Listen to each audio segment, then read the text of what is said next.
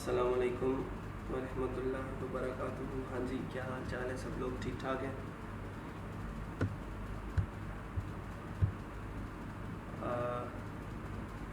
सबसे पहले तो सब लोगों को रमज़ान मुबारक। उम्मीद है कि सब लोग रमज़ान की जो बरकतें हैं वो समेट रहे होंगे। वालेकुम अस्सलाम।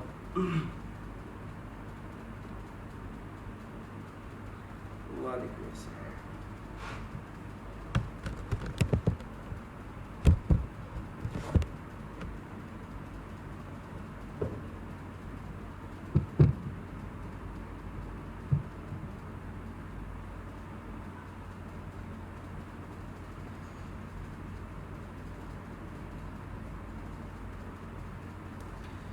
खैर मुबारक जी, सब लोगों को रमज़ान मुबारक।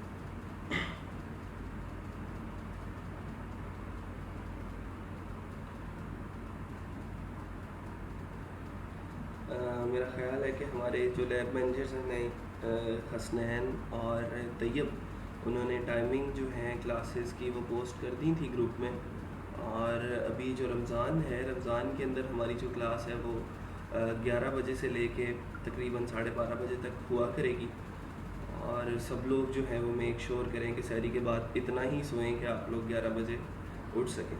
ठीक है, ये ना हो कि 2 बजे आप लोग उठें और उसके बाद क्लासेस जो हैं वो तब तक गुजर चुकी हो।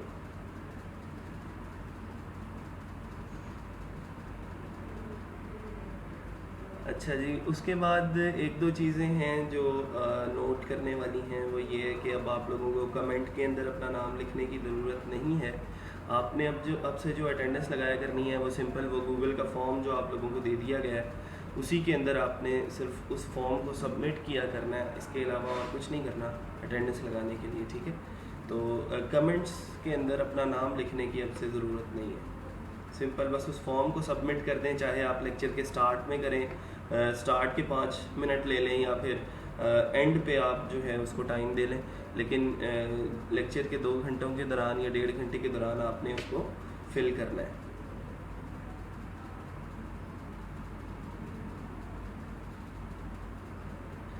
अच्छा जी, लास्ट टाइम हम क्या पढ़ रहे थे? अगर किसी को याद हो कि हमने क्या डिस्कस किया था जो लास्ट लेक्चर हुआ था हमारा थर्सडे।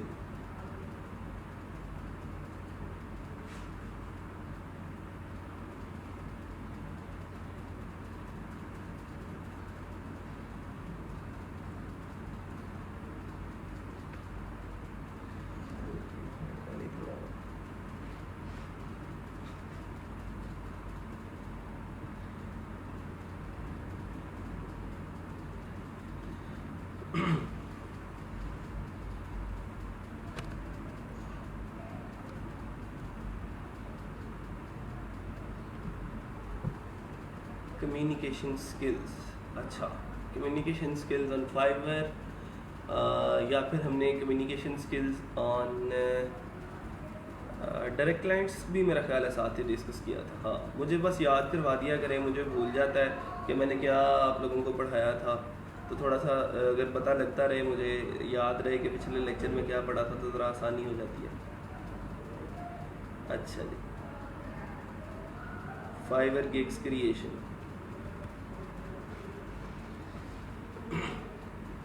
गिग क्रिएशन भी हो चुकी है हमारी, कम्युनिकेशन स्किल्स भी हो चुकी है। ठीक है, चलें आज जो है वो थोड़ा सा हम HTML को डिस्कस करेंगे। HTML के अंदर जो एक इम्पॉर्टेंट पार्ट है हमारा वो है HTML टेबल्स का। और टेबल्स के अंदर जो है कुछ चीज़ें हैं, कुछ टैग्स हैं जो डिस्कस करेंगे आज। और इसके अलावा हमारे पास फिर HTML फॉर्म्स हैं, उनको डिटेल में किसी दिन डिस्कस कर लेंगे। अभी CSS जो है वो भी डिस्कस करने वाली बाकी है। तो आज थोड़ा सा नो हाउ लेते हैं हम कि HTML के अंदर हम किस तरह अपने जो टेबल्स हैं वो क्रिएट कर सकते हैं। अभी तक 60 लोग हैं भाई, क्यों भी टाइम नहीं हुआ या क्या मसला क्या है? 11:04 हो चुके हैं।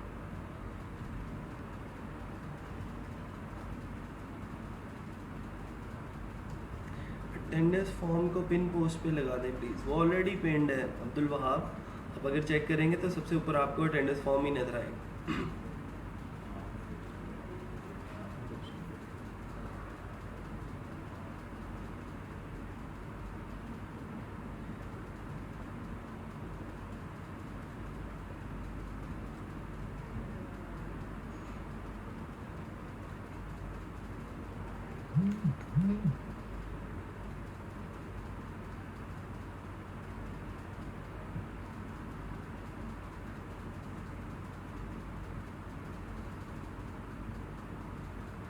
अच्छा जी, इश्ताफीला सिद्दीकी कह रही हैं कि सर आपने HTML टैग्स के लेक्चर के बाद कम्युनिकेशन स्किल्स क्यों करवाया? आप पहले टैग्स करवा दें, सब मिक्सअप हो जाता है। जहाँ पे मिक्सअप होता है आप मुझे सवाल पूछा करें, ठीक है? मुझे ये मत बताएं कि मैंने कब क्या पढ़ाना है। मैं पिछले 9 बैचेस से यही कुछ करवाते आ रहा हूँ और ऐसे ही करवाता आ रहा हूँ, ठीक है? तो सिंपल आप ये बताया करें कि आपको कहाँ पे मसला आ रहा है, मैं आपकी वो कन्फ्यूजन, वो क्यूरी जो है वो सॉल्व कर दूँगा। मैंने अपने सिलेबस को कैसे डिज़ाइन करना है, कैसे पढ़ाना है, कब क्या लेक्चर देना है, वो मेरे पे छोड़ दो, ठीक है?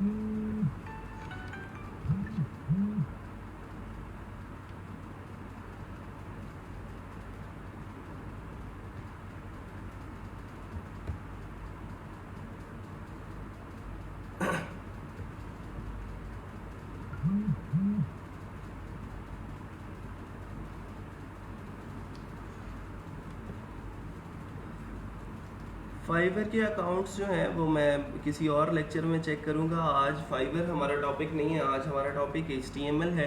अपने अपने लैपटॉप्स खोल लें, जैम सर्वर ऑन कर लें। आज जो कोड करने वाले हैं साथ साथ आप लोग इम्प्लीमेंट करके देखेंगे, ठीक है?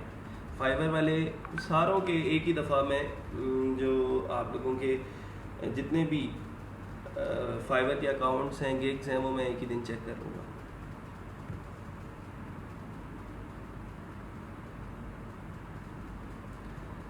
अच्छा जी, शहाब कह रहे हैं कि टेस्ट के बगैर पब्लिश नहीं होती, तो वो शहाब आप टेस्ट दे लें, एक अच्छी चीज़ है आपकी प्रोफाइल के लिए। आप कुछ कैटेगरीज ऐसी होती हैं जहाँ पे फाइवर कहता है कि पहले टेस्ट दें, ठीक है? तो आप पहले टेस्ट दे दें, उसका वो आपकी प्रोफाइल के लिए भी बेटर होगा, उसके आपके जो क्लाइंट्स हैं उनका एतमाद आपके ऊपर बढ़ जाएगा, ठीक है? तो टेस्ट दे लें। टेस्ट देने का बेटर तरीका ये होता है, जो पाकिस्तानी तरीका है, पाकिस्तानी फ्रीलांसर्स जो इस्तेमाल करते हैं टेस्ट देते हुए, फाइवर के टेस्ट देते हुए आप लोग कोशिश करते हैं कि हम गूगल से सर्च कर लें साथ साथ। तो जब आप जिस टैब के ऊपर फाइवर का टेस्ट दे रहे हैं, जैसे ही आप यहाँ से इस टैब से स्विच करके इस टैब के ऊपर जाते हैं तो फाइवर आपको डिटेक्ट करता है और ऑटोमेटिकली आपका जो टेस्ट है वो ख़त्म हो जाता है।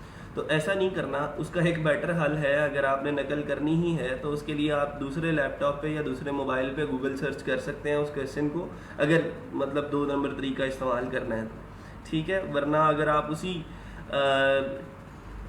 लैपटॉप के ऊपर टैब चेंज करके गूगल के ऊपर जाके सर्च करने की कोशिश करेंगे तो फाइवर आपका टेस्ट ऑटोमेटिकली ख़त्म कर देगा और दोबारा टेस्ट भी नहीं दे सकेंगे आप। इसका मतलब दोबारा आप गिग भी पब्लिश नहीं कर सकेंगे।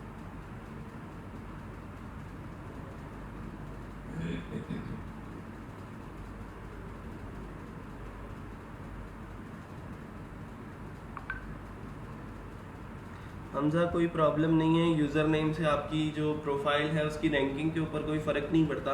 बस एक नाम होता है आपका, आपकी एक पहचान होती है यूज़र नेम, इससे आपकी रैंकिंग के ऊपर कोई फ़र्क नहीं पड़ेगा। आप इसी यूज़र नेम से जो है वो डॉलर्स कमा सकते हैं, कोई मसला नहीं है।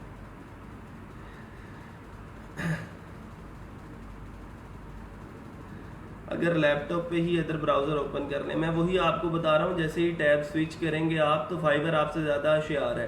आप जितनी चालाकियाँ कर लेंगे ना, फाइवर बहुत आगे की चीज़ है। तो जो मैं कह रहा हूँ उसको ही इम्प्लीमेंट कर लें तो ज़्यादा बेटर है। दूसरा मोबाइल यूज़ कर लें। हाँ जी, टेस्ट इजी ही होता है सर। अगर टेस्ट फेल हो जाए तो दोबारा दे सकते हैं। हाँ जी, कुछ टाइम पीरियड होता है, उस टाइम पीरियड के बाद वो फाइवर कहता है कि पहले आप अपनी स्किल्स इंप्रूव करें और फिर दोबारा से आप टेस्ट दे सकते हैं इतनी देर बाद। चलिए ठीक है जी।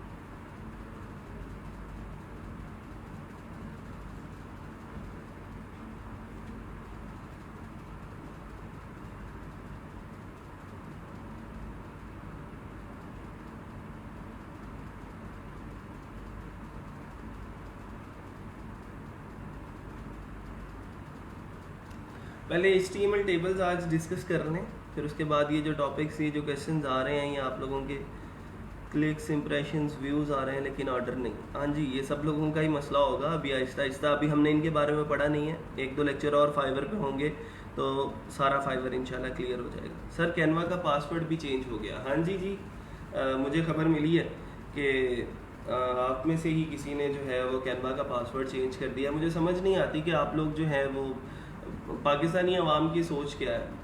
मुझे कोई मसला नहीं है, मैं नया ख़रीद लूँगा या मैं उसी को रिकवर कर लूँगा जब भी टाइम मिलेगा मुझे। लेकिन आप पासवर्ड चेंज करके असल में प्रूफ क्या करना चाहते हैं? जिसने भी किया है, मैं सब लोगों को नहीं कह रहा, लेकिन मसला ये है कि भाई पहले सब लोग यूज़ कर रहे थे उसे, सब लोग फ़ायदा उठा रहे थे, आप भी उठा रहे थे। अब पासवर्ड चेंज करके सिर्फ आप फ़ायदा उठा रहे हो, वही फीचर्स हैं जो पहले भी आपके पास थे, अब भी आपके पास है। तो पासवर्ड चेंज करके आपने क्या बड़ा कर लिया? कौन सा कारनामा ऐसा सरंजाम दे लिया है जो आप समझते हैं कि मैं बहुत बड़ा अब जो है वो अफलातून बन गया हूँ? मतलब मुझे इन लोगों की सोच पे जो है वो अफसोस होता है कि ना तो खुद कोई काम करना है और ना किसी और को करने देना है। मसला सिर्फ ये है, मुझे सिर्फ इतना दुख हुआ कि मेरे जो पिछले बैच 8 बैचेस के स्टूडेंट्स थे, उनमें से बहुत सारे स्टूडेंट्स की रोज़ी रोटी सिर्फ इस कैनवा के ऊपर जो है वो चल रही थी। वो इस प्रीमियम अकाउंट से कुछ डिज़ाइंस बनाते थे और फाइवर के ऊपर उनको सेल करते थे। उन्होंने आगे कहा कि सर मेरा फाइवर वो जो है वो मेरी जो फाइवर है उसके ऊपर ऑर्डर तो आ रहे हैं लेकिन मैं कैनवा नहीं है मेरे पास, तो अब मैं क्या करूँ? उनके लिए बहरहाल मैंने नया कैनवा जो है वो परचेज़ करके उनको दे दिया है। लेकिन अब आप लोगों के लिए मेरे पास कुछ नहीं है। आप लोगों के साथ में कोई अब ऐसा टूल शेयर नहीं करूँगा जो प्रीमियम होगा। कोई ऐसा टूल मैं आप लोगों के साथ शेयर नहीं करूँगा जिसके अंदर कुछ ज़्यादा फीचर्स आप लोगों को मिल जाएंगे। ना आप लोगों को कोई प्लगइन मिलने वाला है, ना आप लोगों को कोई थीम मिलने वाला है। ये आप लोगों की सज़ा है, क्योंकि जब अज़ाब आता है ना फिर सब लोगों के ऊपर आता है। तो अगर आप लोगों ने ऐसे ही करना है तो फिर ठीक है, चलें ऐसे ही करें। एक कैनवा का पासवर्ड चेंज करने से क्या हो जाएगा? कुछ भी नहीं होना था। लेकिन अब उससे ये होगा कि अगला पूरा बैच जो है वो आप लोगों का फ्री वाले टूल यूज़ करते ही गुजरेगा और फ्री वाले प्रीमियम कोई आप लोगों को थीम नहीं दिया जाएगा, कोई प्रीमियम आप लोग प्लगइन जो है वो इस्तेमाल नहीं कर सकेंगे। सिंपल जो आप लोगों को मेरा काम जो है वो सिंपल आगे पढ़ाना है। मैं आप लोगों को काम करके दिखा के चला जाया करूँगा। जितने भी टूल्स हैं वो अब आप लोगों ने खुद से ख़रीदने हैं, अपने लिए भी और अपने क्लाइंट्स के लिए। ठीक है, अच्छा जी, चलें HTML टेबल्स पे आते हैं। सबसे पहले सबलाइन के अंदर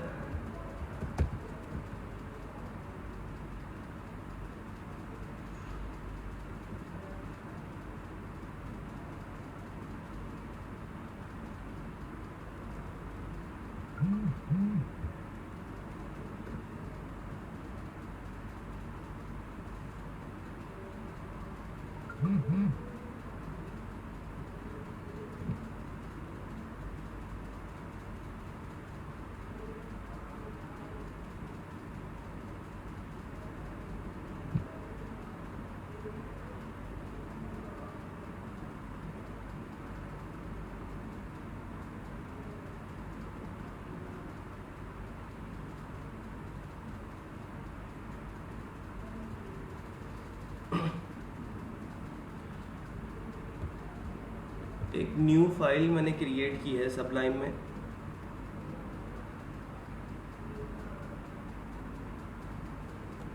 और उसको मैं सेव कर रहा हूँ table.html के नाम से। उसी डायरेक्टरी के अंदर htdocs के अंदर हमारे पास बैच 9 का फोल्डर है और इसके अंदर मैं htdocs के नाम से इसको सेव कर रहा हूँ।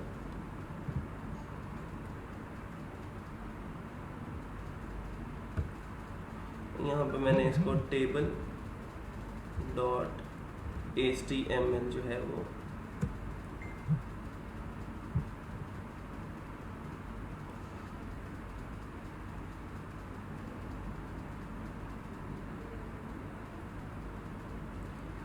मैं यहाँ पे डॉक टाइप के जरिए टाइटल लिखा इस डॉक्यूमेंट का, उसको मैंने html टेबल्स का नाम दे दिया और बॉडी के अंदर आ गया। बॉडी के अंदर यहाँ पे मैं हेडिंग देता हूँ html टेबल्स।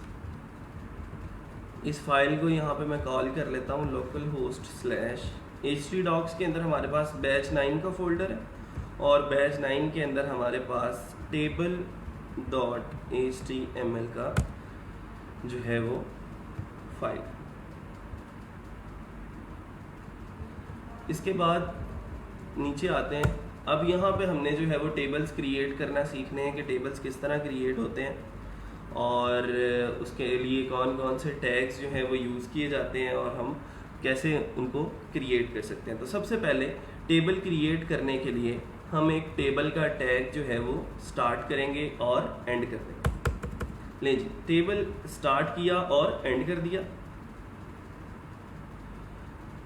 उसके बाद हमने जो है सबसे पहले एक टेबल के अंदर, जैसे ये टेबल आप लोगों को नज़र आ रहा है, तो इस टेबल के अंदर सबसे पहले एक रो क्रिएट की गई है। ठीक है, एक रो क्रिएट करते ही उसके अंदर कुछ टेबल डेटा जो है वो इंसर्ट किया गया। तो सबसे पहले जो है वो मैं जो काम करूँगा, एक रो क्रिएट करूँगा। tr का जो टैग है वो किस लिए यूज़ होता है? टेबल रो के लिए। और एक टेबल रो के अंदर हम 2, 3, 4, 5 जितने चाहें हम उसके अंदर डेटास जो हैं वो स्टोर करवा सकते हैं। ठीक है, मैंने सबसे पहले पहला टेबल डेटा स्टोर करवाया, उसका नाम मैंने रख दिया जी सीरियल नेम, सीरियल नंबर। ठीक है, एक चीज़। फिर उसके बाद मैंने एक और टेबल डेटा क्रिएट किया, उसका नाम रख दिया मैंने नेम। अभी इतना काम सेव किया, वापस आया मैं HTML टेबल्स के ऊपर। तो अब यहाँ पे ये देखें ज़रा, दो चीज़ें आ गई हैं, सीरियल नंबर और नेम। लेकिन आप लोगों को ये टेबल नहीं लग रहा होगा अभी, क्योंकि सिंपल ये तो दो चीज़ें हैं, मतलब सीरियल नंबर और नेम लिखा हुआ है। इसका मतलब ये है कि इस टेबल को कोई बॉर्डर नहीं लगा हुआ। तो मैं टेबल के टैग के अंदर जाता हूँ और इसको बॉर्डर की प्रॉपर्टी लगा देता हूँ, और बॉर्डर जो है वो इसको 2 पिक्सल का लगा देते हैं। ठीक है, 2 पिक्सल का मैंने बॉर्डर लगाया, वापस आया, इसको रिफ्रेश किया, तो अब देखें ज़रा उसका जो बॉर्डर है वो यहाँ पे क्रिएट हो चुका है। इसी के साथ मैं यहाँ पे एक और नीचे टेबल रो क्रिएट करता हूँ। टेबल रो और क्रिएट करने का मतलब ये है कि अब सीरियल नंबर के नीचे मैं कुछ और लिखना चाहता हूँ। तो सीरियल नंबर के नीचे जब मैं कुछ और लिखना चाहता हूँ तो यहाँ पे मैं टेबल डेटा स्टोर करवाता हूँ। सीरियल नंबर है उसका जी 1, और दूसरे वाले टेबल डेटा के अंदर मैं उसका नाम स्टोर करवा देता हूँ। ठीक है, उसका नाम है लेट्स सपोज तलहा। सेव किया, दोबारा से वापस आया, रिफ्रेश किया, तो अब देखें ज़रा निचली लाइन के अंदर 1 और उससे जो साथ वाला सेक्शन है दूसरा टेबल डेटा, उसके अंदर तलहा स्टोर हो चुका है। इसी तरह मैं अगर इस टेबल को थोड़ा सा बड़ा करना चाहता हूँ, मैं नेम के साथ साथ कुछ और टेबल डेटास जो हैं वो स्टोर करवा लेता हूँ। लेट्स सपोज मैंने सिटी लिख लिया, फिर उसके बाद मैंने उसका जो है वो CNIC लिख लिया। तो ये 4 किस्म के जो हैं वो मैंने सेक्शन जो है वो बना लिए हैं। अब नीचे ये जो 2 चीज़ें हैं ये भी मैंने ही लिखनी है। सर ये बॉर्डर CSS में आता है या HTML में? ये वाला जो बॉर्डर मैंने लिखा है, ये वाले बॉर्डर की प्रॉपर्टी HTML की ही है। ठीक है, जब मैं स्टाइल का टैग लिख के बॉर्डर लगाऊंगा तो फिर वहाँ पे हम उसको बोल सकते हैं कि ये एक CSS की प्रॉपर्टी है। ये HTML की ही है जो मैंने लगाई है। ठीक है, सिटी में लिख रहा हूँ उसका फैसलाबाद, FAISALABAD।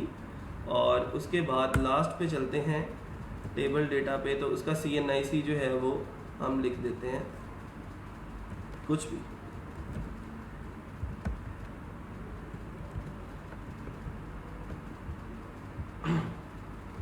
लें जी, तो एक छोटा सा सिंपल सा टेबल जो है वो हमने क्रिएट कर लिया। अब इसी तरह की और चीज़ें जो हैं, जैसे मैं अगर इसी टेबल रो को दोबारा से रिपीट करना चाहूँ तो मैं क्या करता हूँ कि इसी को जो है वो कॉपी करके पेस्ट करना शुरू कर देता हूँ।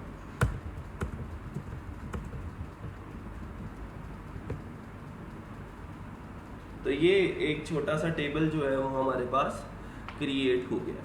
ठीक है, अब इस टेबल की कुछ प्रॉपर्टीज़ हैं, जो प्रॉपर्टीज़ हम डिस्कस कर रहे होंगे कि हमने उनको किस तरह फॉर्मेट करना है इस टेबल को। तो वापस चलते हैं ज़रा। तो सबसे पहले यहाँ पे यही सिखाया गया है कि एक टेबल है, उसको बॉर्डर उसने 1 का लगाया, हमने 2 का लगाया था। फिर उसके बाद उसने टेबल रो स्टार्ट की है, टेबल डेटा 2 लगाए हैं उसके अंदर, फिर टेबल रो स्टार्ट की, उसके अंदर भी 2 टेबल डेटाज जो हैं वो स्टोर कर दिए। ठीक है, फिर उसके बाद आगे चलते हैं। तो टेबल हेडिंग की बात हो रही है। टेबल हेडिंग क्या होती है? जो सबसे ऊपर वाली चीज़ होती है, जो सबसे सेक्शन जो है वो ऊपर वाली लाइन में आ रहा होता है, सीरियल नंबर, नेम, सिटी और CNIC। असल में इसको थोड़ा सा बोल्ड होना चाहिए। बोल्ड होने का मतलब ये है कि ये टेबल की हेडिंग है और इसको आम सेल्स के टेक्स्ट की तरह नहीं होना चाहिए। इस वजह से हम इसको टेबल डेटा की बजाय हम क्या करते हैं, इसको हम टेबल हेडिंग का टैग लगा देते हैं, TH का टैग लगा देते हैं। तो मैं इन सबको सिलेक्ट करता हूँ और TD की बजाय TH लिख देता हूँ। ठीक है, तो ये TH जब हो जाएगा, सब ये TH हो जाएंगे, तो फिर ये क्या होगा कि इसको जब मैं रिफ्रेश करूँगा तो अब आप लोगों को ये चीज़ें नज़र आ रही हैं कि ये एक तो दरमियान में भी आ गया है ऑटोमेटिकली, और दूसरा क्या हुआ है कि ये इसने थोड़ा सा बोल्ड भी कर दिया इसको। टेबल हेडिंग का एट्रीब्यूट ये है कि ये बोल्ड जो है वो कर देता है उस सेक्शन को जिसके ऊपर हम टेबल हेडिंग लगाते हैं। ठीक है,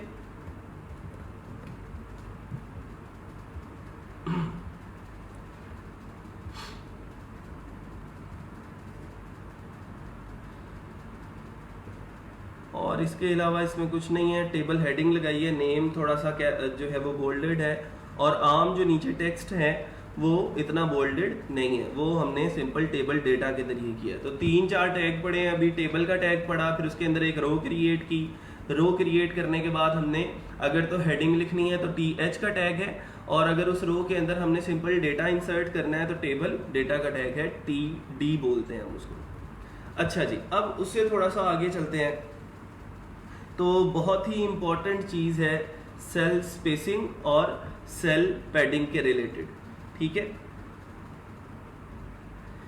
सर, ये बता दें ऑल सेलेक्ट कैसे किया आपने। मैं कोड के ऊपर गया, TH के ऊपर मैंने क्लिक किया, तो इसके बाद मैंने कंट्रोल D दबाया, फिर दबाया कंट्रोल D, तो अगला सेलेक्ट हो गया। कंट्रोल D दबाया, फिर उससे अगला सेलेक्ट हो गया। तो जितनी दफ़ा चाहूँगा मैंने ये सारे TH सेलेक्ट कर लिए। अब मैं इनको चाहूँ तो TD कर दूँ। सारों को मैंने चेंज किया, TD हो गया। दोबारा से अगर मैं इसको चेंज करना चाहता हूँ तो फिर दोबारा से कंट्रोल D से सिलेक्ट करूँगा सब लोगों को, और इसको मैं TH कर दूँ। ठीक है, नहीं जी। अब उसके बाद अगली जो प्रॉपर्टी है वो है हमारे पास सेल पैडिंग की और सेल स्पेसिंग की। ठीक है, सेल स्पेसिंग और सेल पैडिंग क्या होती है? ये दोनों चीज़ें जो हैं वो नाम से जाहिर हैं। मैं जूम कर देता हूँ।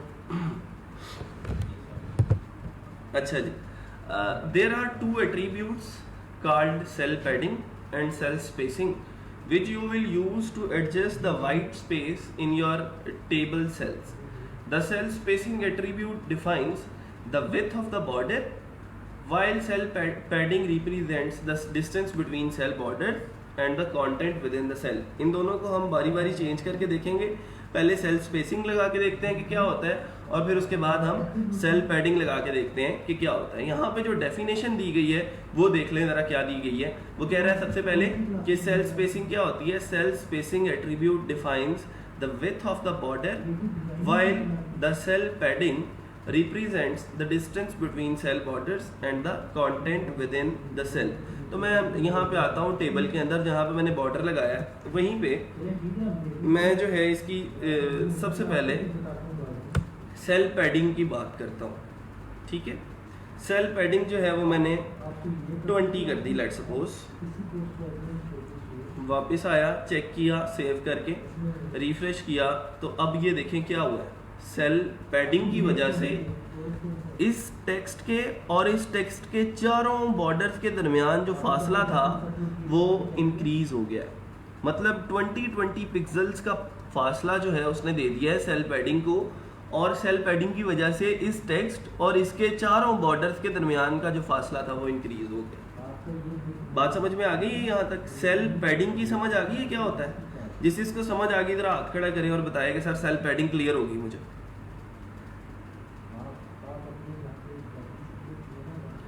इस लेक्चर को बड़ा वाइजली लेना है, इसको थोड़ा सा जो है वो इम्प्लीमेंट भी करके देखना है साथ साथ। मैं इसके बाद एक असाइनमेंट दूंगा, जो जो वो असाइनमेंट कंप्लीट करेगा वो ग्रुप के अंदर रहेगा, बाकी सब लोगों को रिमूव कर दूंगा। मुझे नॉन सीरियस लोग बिल्कुल नहीं चाहिए, मुझे ऐसे लोग बिल्कुल नहीं चाहिए जो पासवर्ड चेंज कर लेते हैं, मुझे ऐसे लोग बिल्कुल नहीं चाहिए जिनकी इंटेंशंस जो हैं वो पढ़ना नहीं है बल्कि उनकी इंटेंशंस लोगों को तंग करना है। ठीक है, अच्छा जी, चलें ठीक है। सेल पैडिंग का मतलब ये हो गया कि टेक्स्ट और उसके चारों बॉर्डर्स के दरमियान का जो फासला है उसको हम सेल पैडिंग बोलते हैं। अच्छा, अब उससे अगली प्रॉपर्टी है हमारे पास सेल स्पेसिंग की। तो सेल स्पेसिंग नाम से जाहिर है कि सेल्स के दरमियान की जो स्पेस होती है उसको हम सेल स्पेसिंग बोलते हैं। एक सेल से लेके दूसरे सेल तक का जो फासला है उसको हम सेल स्पेसिंग बोलते हैं। मैंने उसको भी 20 कर दिया, ठीक है, मैंने सेल स्पेसिंग को भी 20 कर दिया। तो अब देखें ज़रा, पहले जो फासला इस सेल और इस सेल के दरमियान था वो कम था, लेकिन अब वो फासला जो है वो इंक्रीज कर चुका है, और इस सेल से लेके इसके बॉर्डर तक का जो फासला था वो भी इंक्रीज कर चुका है। तो अब सेल पैडिंग और सेल स्पेसिंग दोनों के अंदर जो डिफरेंस है वो क्लियर हो गया या नहीं हो गया, मुझे बताएं। डिफरेंस क्लियर है? अगर मैं कहूँ कि इम्प्लीमेंट करके बताएं इसको तो क्या करेंगे? चले, मुझे आप लोग ऐसा करें, कमेंट्स के अंदर ना एक एक डेफिनेशन लिखें, बल्कि डिफरेंशिएट करेंगे सेल स्पेसिंग और सेल पैडिंग क्या होती है। एक सेंटेंस के अंदर आप लोगों ने कमेंट्स के अंदर बताना है कि सेल स्पेसिंग और सेल पैडिंग के अंदर क्या डिफरेंस होता है।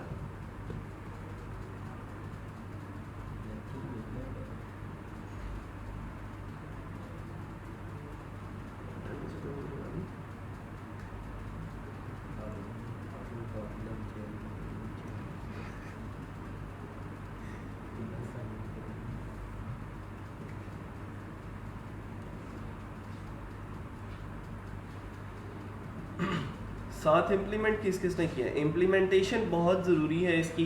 मैं करूँगा यहाँ पे, मैं करके दिखाता रहूँगा, आप लोगों को बड़ा मज़ा आएगा कि सर ने कर दिया, टेबल बन गया यहाँ पे, तो हमने आसानी से एक टेबल बना लिया। लेकिन जब खुद से करेंगे ना तो फिर जो है वो चीज़ें थोड़ी सी आप लोगों को ज़्यादा अच्छी तरह समझ आएंगी। इनबॉक्स में मैं चेक नहीं करने जाऊँगा अभी, मुझे यहीं पे दिखा दें जो दिखाना है आपने।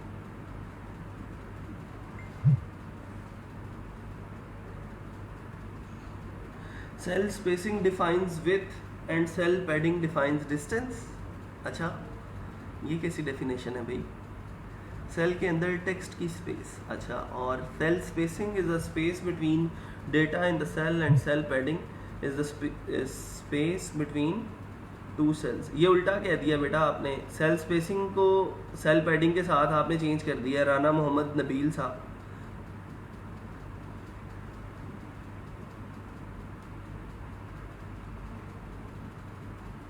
ठीक है।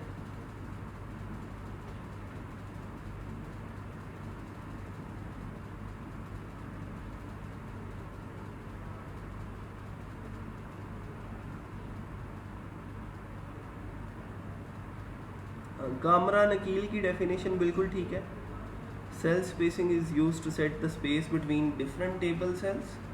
Cell padding is used the space between the edges of the cell and the content of the cell. ठीक है।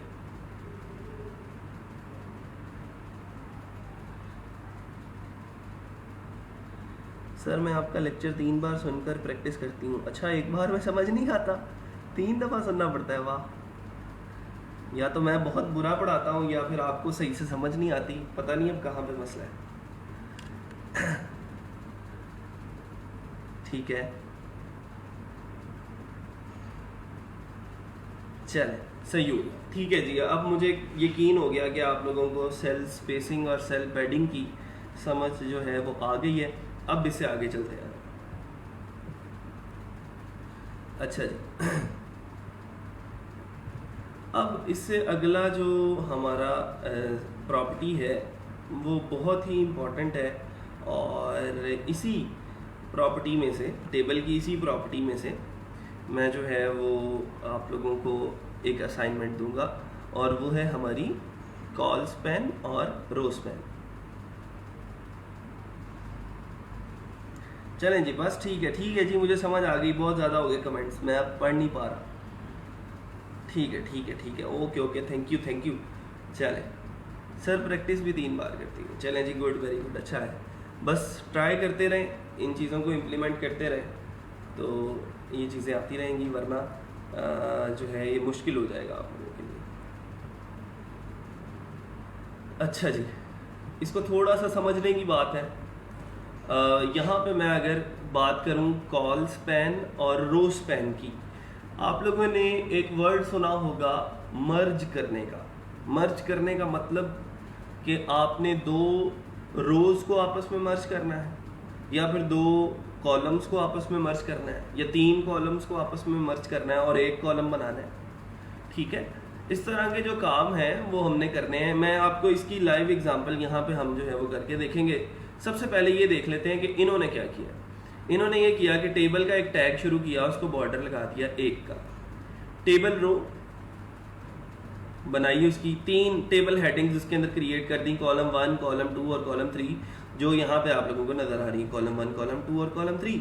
यहाँ तक तो चीज़ें क्लियर, ठीक है, मुश्किल तो कुछ नहीं है। अच्छा, अब आगे चले तो यहाँ पे उसने एक TR क्रिएट किया, यानी कि टेबल रो क्रिएट की, और उसके अंदर जो पहला टेबल डेटा उसने इंसर्ट किया, उस पहले टेबल डेटे को उसने रो स्पैन दे दिया 2 का। 2 का रो स्पैन देने का मतलब ये हुआ कि ये जो टेबल डेटा है ये 2 रोज की जगह घेरेगा। इसके अंदर आप जो भी लिखोगे अरलम परलम, वो 2 जो रोज हैं उनकी जगह घेरने वाला है, क्योंकि इसको हमने रो स्पैन दे दिया है 2 का। टेबल डेटा उसको रो स्पैन 2 का दिया, रो 1 सेल 1 दिया। तो अब देखें, रो 1 और सेल 1 अब 2 रोज की जगह पे आ रहा है। यहाँ तक बात क्लियर हो गई। अब इससे आगे जो भी टेबल डेटा डालेंगे वो यहाँ पे चला जाएगा, उससे आगे टेबल डेटा डालेंगे वो यहाँ पे चला जाएगा। फिर एक नई रो क्रिएट करेंगे, तो नई रो के अंदर हम क्या करेंगे, जो भी टेबल डेटा डालेंगे वो यहाँ पे आएगा, और उससे आगे जो भी टेबल डेटा डालेंगे वो यहाँ पे आ जाएगा। ठीक है जी। अच्छा, अब हुआ ये कि यहाँ पे आते हुए, यहाँ पे आके मैंने रो 1 सेल 1 लिखा था, उसको तो 2 की जगह मिल गई, लेकिन उसके आगे जब हमने TD डाला, उसको रो 1 सेल 2 डाला, तो यहाँ पे इसको तो हमने रो स्पैन 2 का नहीं दिया ना, तो उसको तो 1 ही रो की जगह मिलेगी। फिर उसके बाद अगला टेबल डेटा रो 1 सेल 3, उसको भी हमने 2 का रो स्पैन नहीं दिया, तो उसको भी 1 की ही जगह मिलेगी, और वो ऑटोमेटिकली यहाँ पे जाके स्टोर हो जाएगा। अब जब इससे अगली रो में क्रिएट करूंगा, अब आप लोगों को पता है कि जब अगली रो मैंने क्रिएट करनी है, तो इसका जो पहला टेबल डेटा था वो तो ऑलरेडी ऊपर वाली रो ने जो है वो ले लिया हुआ है, क्योंकि उसको हमने रो स्पैन 2 का दिया था। तो पहला जो टेबल डेटा होगा इसका, वो ऑटोमेटिकली रो 2 सेल 2 वो इस रो 1 सेल 1 के बिल्कुल आगे जाके यहाँ पे स्टोर होगा, क्योंकि उसकी पहली रो की जो जगह थी, ये वाली जगह, वो ऑलरेडी ऑक्युपाइड है बाय रो 1 सेल 1। ठीक है, तो उसके बाद रो 2 सेल 2 आ गया और रो 2 सेल 3 आ गया, तो वो चीजें यहाँ पे जाके स्टोर हो। ठीक है, तो मतलब ये हुआ कि इस तरह हम 2 रोज को आपस में स्पैन कर सकते हैं, 2 रोज को आपस में हम मर्ज कर सकते हैं अगर हमें कहीं पे भी जरूरत पड़ती है तो। ठीक है, अच्छा, अब उसके बाद आगे चलते हैं जरा। अब बात करते हैं कॉल स्पैन की। कॉल स्पैन का मतलब ये होता है कि 3 कॉलम्स की जो जगह है उसको मर्ज करके हमने 1 कॉलम बनाना है। 3 कॉलम्स की जगह को मर्ज करने का मतलब ये है कि टेबल रो मैंने क्रिएट की, नई वाली एक नई रो क्रिएट की, और अब जो TD था उसको मैंने 3 का कॉल स्पैन दे दिया।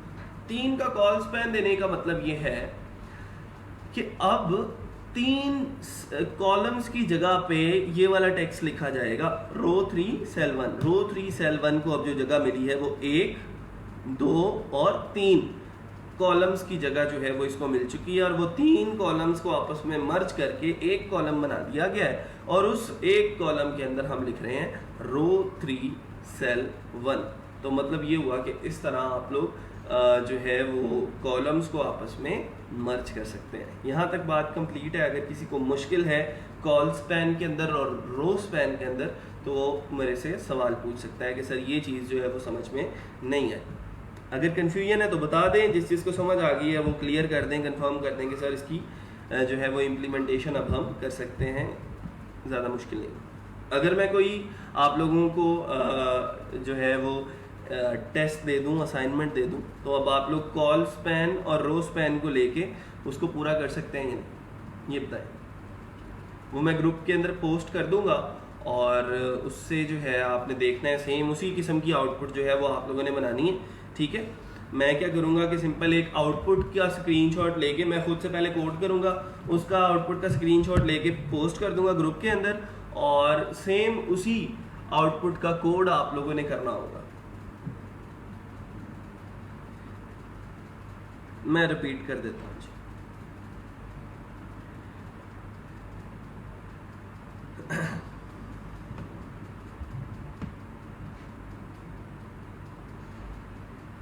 रो 3 कंफ्यूज्ड, ठीक है जी, रो 3 को भी देख लेते हैं। सर आप दे दें, हम कर सकते हैं, ठीक है जी।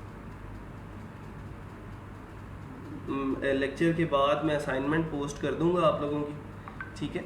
वो आप लोगों ने उसका जो कोड है वो करना है और वो आपने मुझे दिखाना है कि आपकी क्या आउटपुट आई।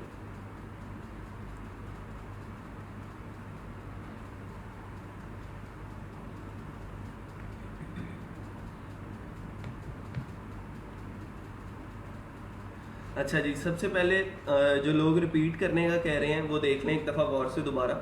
हमने पहली टेबल रो क्रिएट की तो 3 TH क्रिएट कर लिए, कॉलम 1, कॉलम 2, कॉलम 3, ये तो सिंपल है, ये टेबल रो यहाँ पे आके ख़त्म हो गई।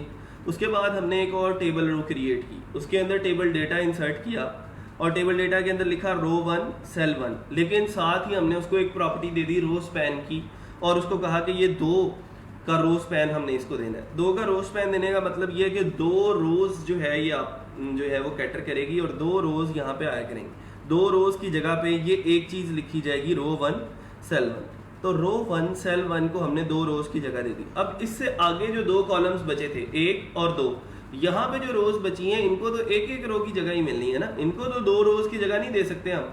क्यों? क्योंकि हमने सिंपल इस TD को 2 का रो स्पैन दिया था। हमेशा याद रखें, जो रो स्पैन और कॉल स्पैन की प्रॉपर्टी लगानी है आपने किसी टेबल रो को नहीं लगानी, आपने टेबल डेटा को लगानी है, ठीक है। टेबल डेटा का जो टैग है उसके अंदर आप रो स्पैन और कॉल स्पैन की प्रॉपर्टी जो है वो लगा सकते हैं। तो रो स्पैन हमने रो 1 सेल 1 को दिया तो उसने उसको 2 की जगह दे दी। अगला जो टेबल डेटा था रो 1 सेल 2 वो उसके ऊपर जाके स्टोर हो गया, फिर रो 1 सेल 3 आ गया। और जैसे ही अब हम इस TR को ख़त्म करके अगला TR शुरू करेंगे तो यहाँ पे जो भी टेबल डेटा होगा रो 2 सेल 2, अब क्योंकि इसका जो पहला वाला कॉलम था वो तो ऑलरेडी ऑक्युपाइड था, क्योंकि ऊपर वाली रो जो थी उसके ऊपर असरअंदाज हो गई, तो पहला कॉलम तो नहीं आएगा। तो अब जो भी चीज़ यहाँ पे स्टोर करेंगे इसके पहले TD में रो 2 सेल 2 वो ऑलरेडी दूसरे कॉलम के अंदर जाके स्टोर होगी, और जो दूसरे नंबर पे स्टोर करेंगे रो 2 सेल 3 वो ऑलरेडी ऑटोमेटिकली तीसरे कॉलम के अंदर जाके स्टोर हो जाया करेगी। फिर इसी तरह जो कॉल स्पैन की बात अगर करते हैं तो कॉल स्पैन के अंदर हम क्या कर सकते हैं कि 3 कॉलम्स को आपस में मर्ज कर सकते हैं, और 3 कॉलम्स जब आपस में मर्ज हो जाएंगे तो एक कॉलम बन जाएगा, और तीनों कॉलम्स के अंदर मर्ज करके हम जो भी उसके अंदर टेक्स्ट लिखेंगे उस TD को कॉल स्पैन लगा दिया 3 का लगाया तो 3 कॉलम्स को उसने आपस में स्पैन कर दिया। रो स्पैन 2 का लगाया तो 2 रोज को उसने आपस में मर्ज कर दिया या फिर स्पैन कर दिया, तो कॉल स्पैन लगा दिया उसने 3 का, ठीक है। अच्छा जी, अब इससे आगे चलते हैं और टेबल बैकग्राउंड की बात करते हैं। यहाँ पे भी कुछ प्रॉपर्टीज हैं। You can set table background using one of the following 2 ways. BG colour table attribute है हमारे पास BG कलर का, और you can set background colour of whole table और जस्ट फॉर 1 सेल। और बैकग्राउंड का एक एट्रीब्यूट है you can set background image for whole table और जस्ट फॉर 1 सेल।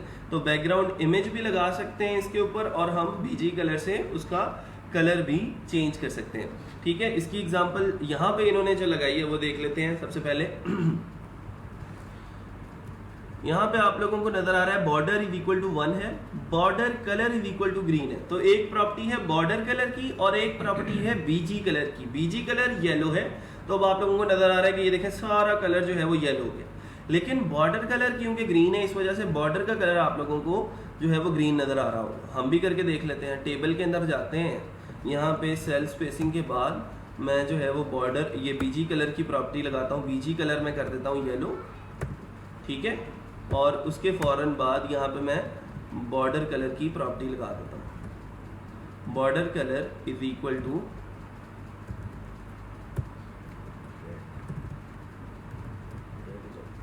रेड कर दें जी, शाकिर साहब कह रहे हैं रेड कर दें, तो अब रेड कर देते हैं। यहाँ पे आए तो ये देखें जी, अब येलो हमारा जो है वो बैकग्राउंड हो चुका है और जो हमारा बॉर्डर कलर है वो रेड हो चुका है, ठीक है।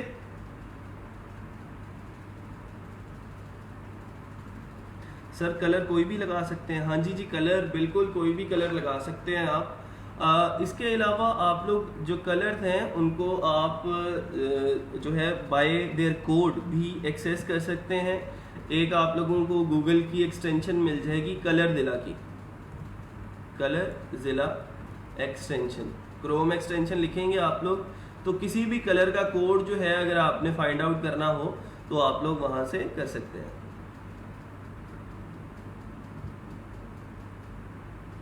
यहाँ से मैं इसको इंस्टॉल कर लेता हूँ, ऐड टू क्रोम कर लिया।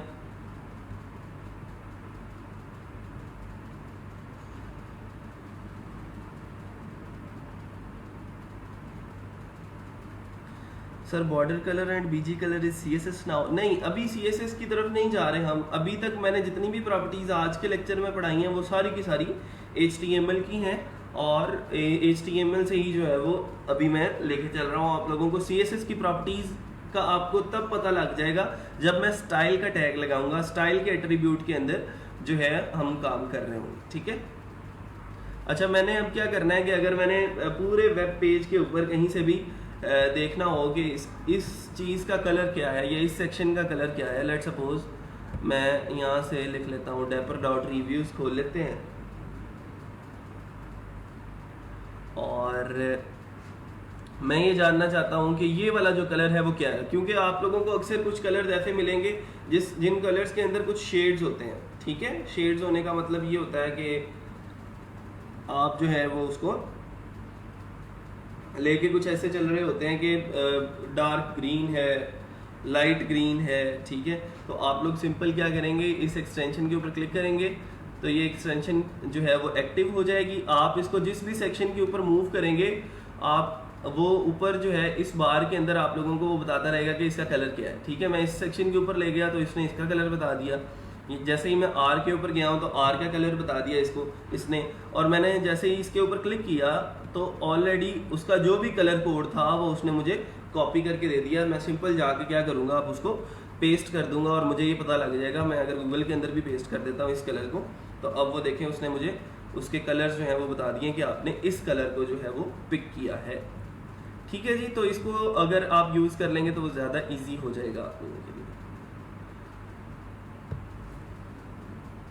अच्छा जी, फिर उसके बाद है हमारे पास टेबल हाइट और विथ भी आप लोग इसकी जो है वो सेट कर सकते हैं। उसने विथ कर दी है 400, ये पिक्सल्स के अंदर है, ठीक है। अगर आप इसके साथ परसेंटेज या फिर परसेंटेज का साइन नहीं लगाते, परसेंटेज में भी वैसे आप मैनेज कर सकते हैं इसको कि इसकी विथ जो है वो 400 है, ठीक है। मैं यहाँ से इसकी विथ जो है वो चेंज कर देता हूँ, विथ मैंने कर दी 100%, ठीक है। मैंने परसेंटेज में अगर इसको मैं लेके चला, वापस आया, चेक किया रिफ्रेश करके, तो अब देखें ज़रा पूरी बॉडी की जितनी भी विथ थी उसने उसको टोटल पूरी विथ के ऊपर 100% विथ के ऊपर जो है वो मेरा टेबल जो है वो आ चुका है, ठीक है।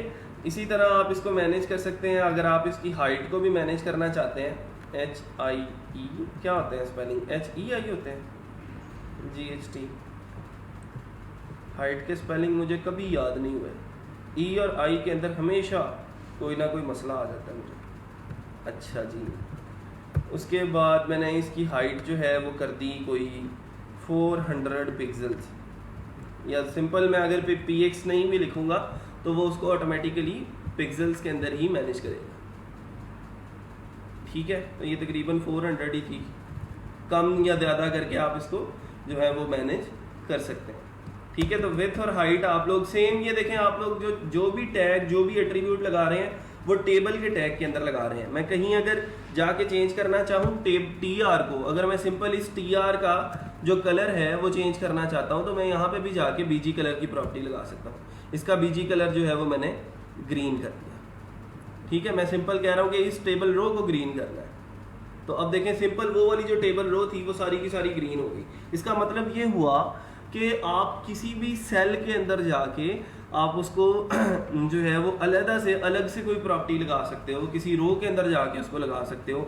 आप लेट सपोज चाहते हो कि ये जो है आपकी जो पहली रो है टेबल डेटा वाली, उसका जो लास्ट CNIC वाला सेक्शन है वो रेड हो जाए, तो देखें ज़रा पहली रो के ये टेबल डेटा के अंदर जाता हूँ मैं इसको, और BG कलर जो है वो मैं लगा देता हूँ रेड का, ठीक है। तो अब वो वाला जो सेक्शन है वो हमारा रेड हो चुका है। यहाँ तक कोई सवाल है तो आप लोग पूछ सकते हैं।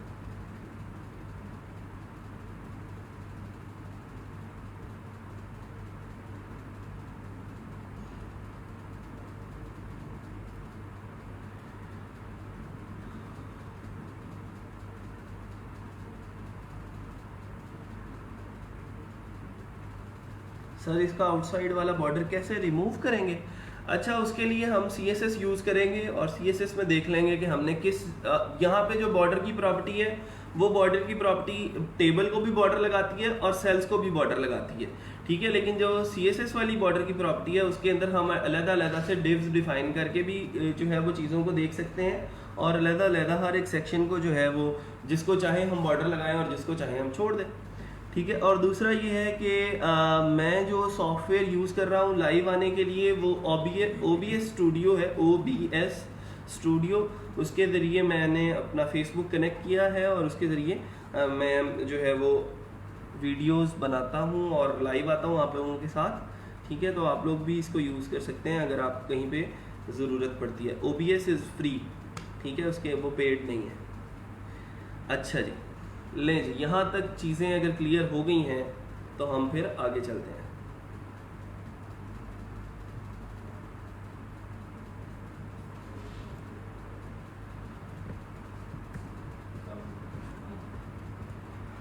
सर आप इतने गुस्से में क्यों हैं? मैं नहीं हूँ भाई गुस्से में, मैं तो पढ़ा रहा हूँ आप लोगों को, मुझे गुस्से में आने की ज़रूरत ही क्या है?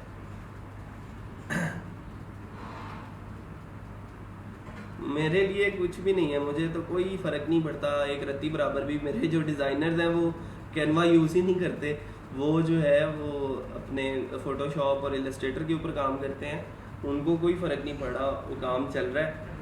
लेकिन फ़र्क सिर्फ उन बेचारों को पड़ रहा है जो कैनवा को यूज़ करके जो है वो फाइवर के ऊपर अर्निंग कर रहे थे, लेकिन उनके लिए भी मैंने बंदोबस्त कर दिया है, नया कैनवा उनको बाय करके दे दिया।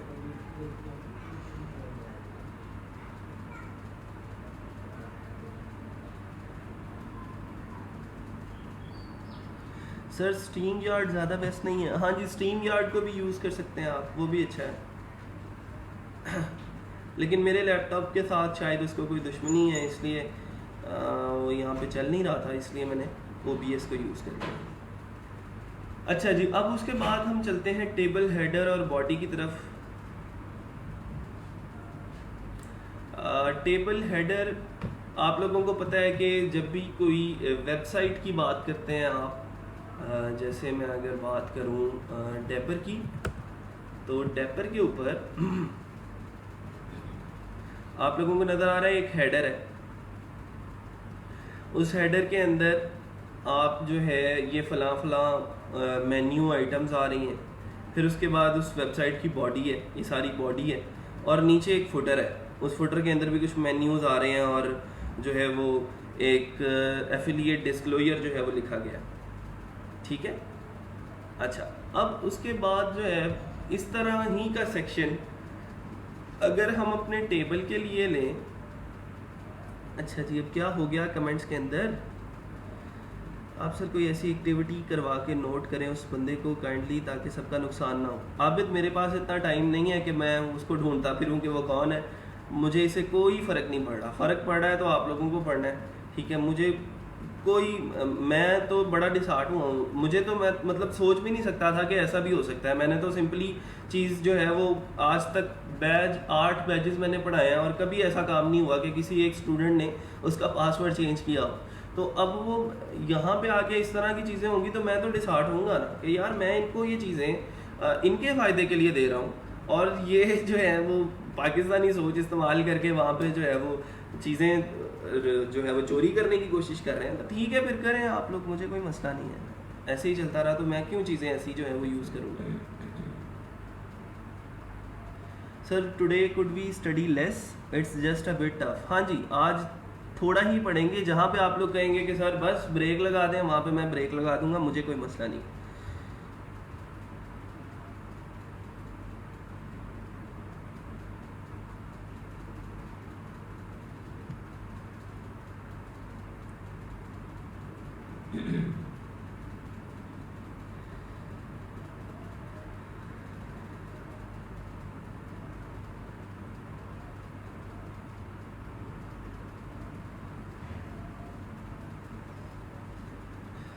अच्छा जी, चलें अब बहरहाल आगे चलते हैं, मूव ऑन, अगले लेक्चर्स के ऊपर करते हैं थोड़ा सा और डिटेल के अंदर इसको, टेबल्स को डिस्कस कर लें। मेरा तो इरादा था कि आज हम फॉर्म्स भी पढ़ लें, HTML फॉर्म्स भी, लेकिन चलें अगर आप लोगों को रोज़े से लग रहा है कि नहीं पढ़ सकते तो इंशाल्लाह उसको हम कल पढ़ लेंगे। सर जी काइंडली न्यू पासवर्ड हमें भी बता दें।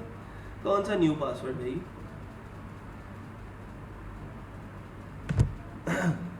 वापस आए जी, ज़रा लेक्चर की तरफ आए। लेक्चर अब यहाँ पे मैं बात कर रहा था हेडर की, फुटर की और उसकी बॉडी की। तो सबसे पहले यहाँ पे एक हेडर है, हेडर में कुछ मेन्यू आइटम्स जो हैं वो आप लोगों को नज़र आ रही हैं।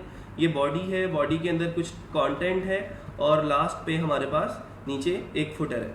तो फुटर के अंदर इसी तरह अगर हम टेबल को देखें तो टेबल के अंदर भी इस तरह हम कर सकते हैं कि ऊपर हम एक टेबल हेडिंग बना लें TH के नाम की, T हेड के नाम की, और नीचे जो है वो हम फुटर क्रिएट कर लेते हैं। ठीक है, तो इस तरह जो है वो चीज़ें लेके चल सकते हैं। अगर मैं यहाँ पे आप लोगों को थोड़ा सा एलेबोरेट कर दूँ तो T हेड क्या है? To create a separate table header. T body क्या है? To indicate the main body of the table. और T फुट क्या है? To create a separate table footer. हमेशा याद रखें कि ये तरतीब ऐसे ही रहेगी, पहले T हेड आएगा, फिर उसके बाद T बॉडी आएगा और फिर उसके बाद T फुट आएगा। तो T फुट अगर आपने कोड के अंदर पहले लिखा हुआ है T बॉडी से तो ऑटोमेटिकली उसका इफेक्ट जो है वो नीचे ही आएगा, आउटपुट के अंदर वो नीचे ही शो होगा। T बॉडी के अंदर जो भी आप कंटेंट लिखेंगे वो दरमियान में आएगा और T हेड के अंदर जो भी आप कंटेंट लिखेंगे वो ऊपर आएगा।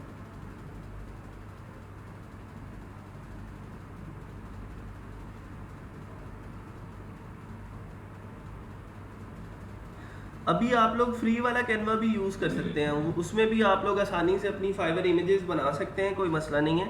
प्रो के अंदर सिंपल ये था कि आप लोगों को कुछ बने बनाए प्रीमियम टूल्स और टेम्पलेट्स जो थे वो मिल जाते थे, जिसको आप अपने जो है वो डिज़ाइंस के अंदर यूज़ कर लेते थे। तो अगर अब नहीं मिल रहा आप लोगों को तो कोई मसला नहीं, आप फ्री वाला यूज़ कर लें, उसमें भी आपको बहुत सारे फीचर्स जो हैं वो मिल जाएंगे। ठीक है,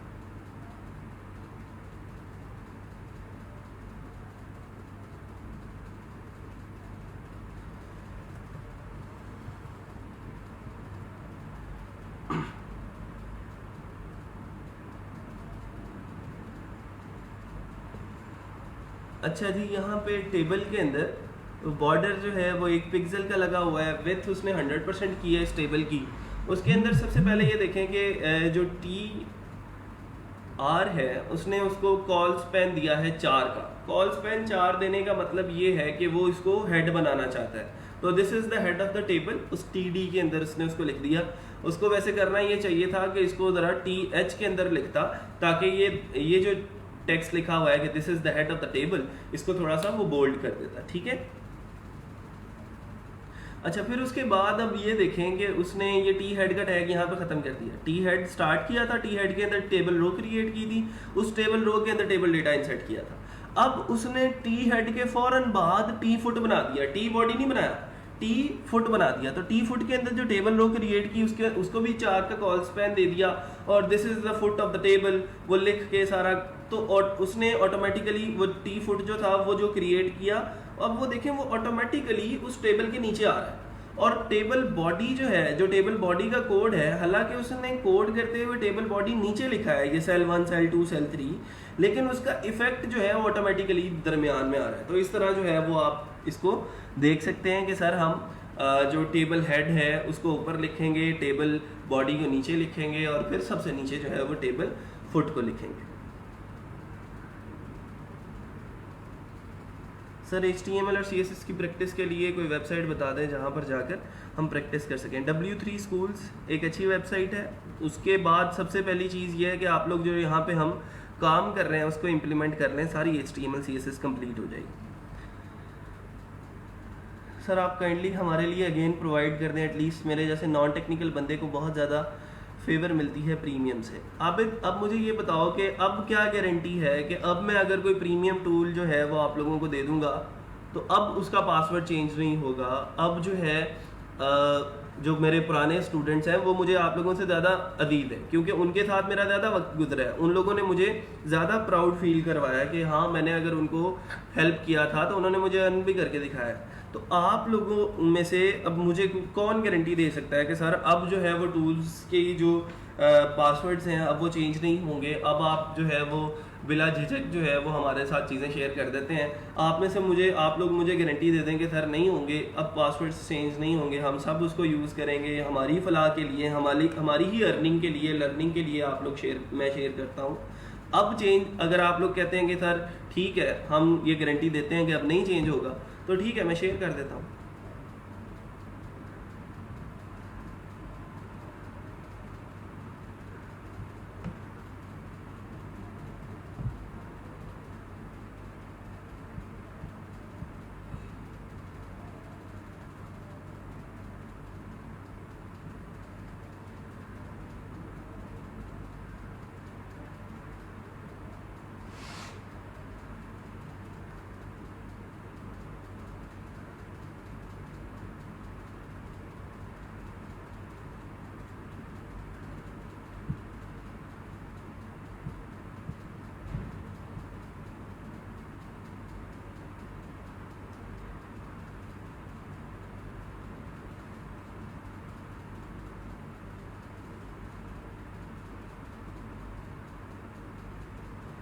सर आपको ऐसी प्राइवेसी लगा दें कि पासवर्ड चेंज नहीं हो सके। देखो मेरे पास इतना टाइम नहीं है ना कि मैं हर एक अकाउंट को बार बार जो है वो रिकवर करता रहूं, और मैं इतना टाइम दे ही नहीं सकता इन चीज़ों को, क्योंकि ये मेरे यूज़ की नहीं है, ये आप लोगों के यूज़ की हैं। ठीक है, ये मैं तो इनको यूज़ ही नहीं करता। Inactive should be remove sir, ठीक है जी, वो मैं कह देता हूँ लैब मैनेजर्स को रिमूव कर देंगे।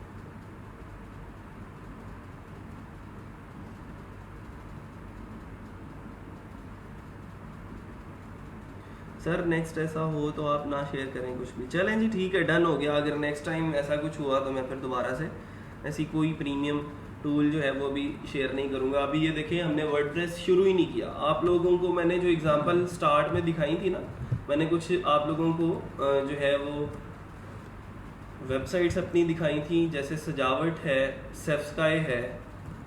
इस तरह के अगर बिजनेसेस आप लोगों ने स्टार्ट करने हैं ना, तो बेटा वो प्रीमियम प्लगइन्स के बगैर आप कर ही नहीं सकते, आप उनके बगैर चल ही नहीं सकते। सबसे पहले तो इस लेआउट को ही नहीं ला सकते आप, जो लेआउट यहाँ पे इसके ऊपर जो है मैं यूज़ कर रहा हूँ। वो फ्लैटसम का थीम है एक, मैं अगर आप लोगों को वहाँ पे ये दिखाऊँ, इधर जो ये इसके ऊपर यूज़ हो रहा है फ्लैटसम थीम प्राइस में, अगर आप लोगों को बताऊं, प्राइसिंग टेबल है यहाँ पे इनका पूरे का पूरा। तो ये देखें ज़रा, एक बंदे के लिए it is priced at a nominal value of $59। एक वेबसाइट के लिए यूज़ करने के लिए जो प्राइस है इसकी वो $59 है। आप लोग 100 लोग हैं जो अभी एक्टिव बैठे हैं, ठीक है। फिर उसके बाद ये जो सेफ्स्काई है, इसके ऊपर जो थीम यूज़ हो रहा है वो 2 थीम्स यूज़ हो रहे हैं, एक है जेनेसिस का और एक है एस्पायर प्रो का। एस्पायर प्रो थीम प्राइस में अगर यहाँ पे लिखता हूँ तो वो आप लोगों को कितने में मिलेगा वो देख लें। ये नज़र आ रहा है $99.95, $100 ये बनते हैं। और इसके अलावा जेनेसिस का थीम जो इसके साथ यूज़ करेंगे as a parent theme, Genesis framework price में अगर लिखता हूँ, ये 2 थीम्स इस वेबसाइट को बनाने के लिए इस्तेमाल किए गए हैं, ठीक है, उसको भी देख लेना। तो $59.95, $60 ये हैं और तकरीबन $100 ये हैं, तो $160 तो सिर्फ थीम के हैं, सिर्फ थीम के, जो जिसने सिर्फ लेआउट सेट करना है। उसके बाद प्लगइन्स आएंगे, उसके बाद आपका प्रीमियम कंटेंट आएगा। तो ये सारी चीज़ें अगर आप लोगों को खुद से खरीदना पड़ेंगी तो कैसे करोगे? अगर किसी क्लाइंट के लिए खरीदना पड़ेंगी तो कैसे करोगे? ये बहुत सारी चीज़ें ऐसी थी जो मैं आगे आने वाले दिनों में आप लोगों के साथ शेयर करने वाला था, ठीक है। तो अभी से अगर आप लोगों की कैनवा के ऊपर ही नीयत ख़राब हो गई है तो चीज़ें आगे कैसे चलेंगी? कैनवा तो बहुत छोटी सी चीज़ है, उसकी तो प्राइस मुझे नहीं याद भी नहीं है कि कितनी है। तो लेकिन ये जो चीज़ें हैं जो आगे प्रीमियम आप लोगों के साथ जाके शेयर करनी है, वो तो बहुत महंगी चीज़ें हैं और वो बहुत ज़्यादा यूज़फुल है आपके लिए। आप अपनी थीम अपनी वेबसाइट्स के ऊपर यूज़ करें, अपने बिजनेसेस डेवलप करने के लिए, अपने क्लाइंट्स के लिए यूज़ करें। मेरे बहुत सारे स्टूडेंट्स इन थीम्स को आगे बेच रहे हैं। फाइवर के ऊपर उन्होंने गिग लगाई है कि मैं आपकी जो फ्लैटसम की थीम की प्राइस है वो मार्केट के अंदर $59 है, मैं $30 के अंदर आपकी वेबसाइट के ऊपर जो है वो इंस्टॉल कर दूंगा फ्लैटसम। तो वो $30 क्लाइंट भी कहता है कि यार बाइट से $59 का लेना है मैंने थीम, उसके बाद मैं इंस्टॉलेशन के अलग से पैसे दूंगा, तो यहाँ पे $30 के अंदर मैं थीम खरीद लेता हूँ उसे, ठीक है। तो ये इस तरह की बहुत सारी चीज़ें हैं जो आगे जाके अभी सीखने को आप लोगों को मिलेंगी। लेकिन अगर अभी से ही छोटी छोटी चीज़ों पे ही आपका नीयत ख़राब होने लग जाएगी तो मैं ऐसी चीज़ें कैसे शेयर करूँगा आप लोगों के साथ?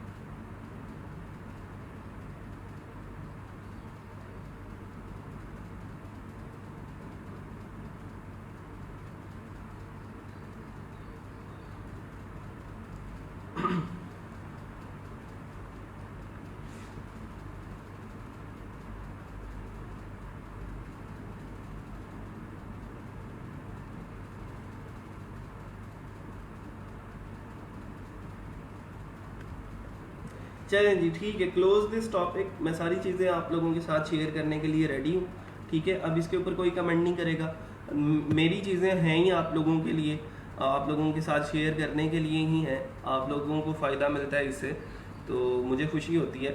लेकिन अगर इस तरह की चीज़ें दोबारा से होंगी तो फिर मैं आई एम सॉरी टू से मैं दोबारा से बार बार जो है वो जो है आप लोगों के साथ इस तरह के प्रीमियम टूल्स शेयर नहीं करूँगा, ठीक है। ये नॉन सीरियस लोगों के लिए बिल्कुल नहीं है, ये सिर्फ उन लोगों के लिए हैं जो काम करना चाहते हैं, जो अर्न करना चाहते हैं, जो लर्न करना चाहते हैं, ठीक है।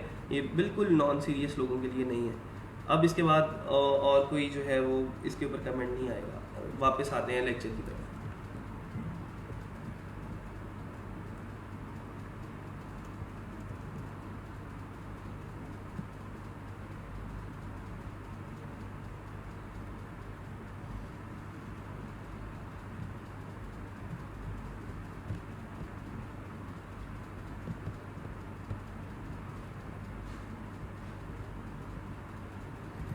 ठीक है जी, आगे HTML फॉर्म्स जो हैं वो स्टार्ट हो गए हैं। अभी आज का जो हमारा सेशन है पूरे का पूरा, उसके अंदर हमने टेबल्स क्रिएट करना सीखे हैं और आज के लिए मेरा ख्याल है कि इतना बहुत है। हम फॉर्म्स की बात जो है वो कल को करेंगे, या फिर इसके बाद हमारे पास अगर कोई सेक्शन बचता है तो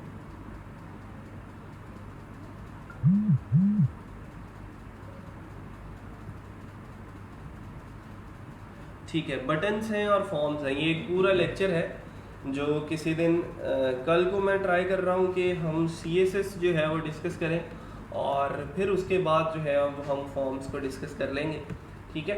कल को इंशाल्लाह CSS के ऊपर लेक्चर होगा, वो भी बहुत इंपॉर्टेंट है। हमने CSS जो है वो इम्बेड कैसे करनी है, अपनी HTML के साथ कौन कौन से तरीके हैं जिन तरीकों के ज़रिए हम HTML के साथ CSS को यूज़ कर सकते हैं, जिसको हम कैस्केडिंग स्टाइल शीट बोलते हैं, ठीक है। और कैसे कैसे हम अपने डॉक्यूमेंट को जो है वो कर सकते हैं, फॉर्मेट कर सकते हैं। अभी जो आज का टास्क है वो मैं जो असाइनमेंट है वो मैं ग्रुप के अंदर पोस्ट कर देता हूँ। इसके अलावा आप लोगों ने जो काम करना है वो करना ये है कि W3 स्कूल्स के ऊपर जाना है, ठीक है। ये पूरी की पूरी एक ऑनलाइन वेब ट्यूटोरियल आप लोगों को मिल जाएगा।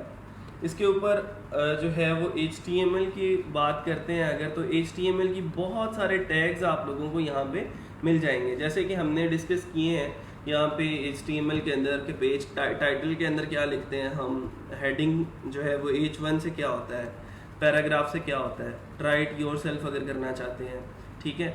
फिर उसके बाद डिटेल के अंदर जो है वो चीज़ें आ जाएंगी। फिर इंट्रोडक्शन की तरफ अगर जाना हो तो यहाँ से इंट्रोडक्शन पे चले जाएंगे।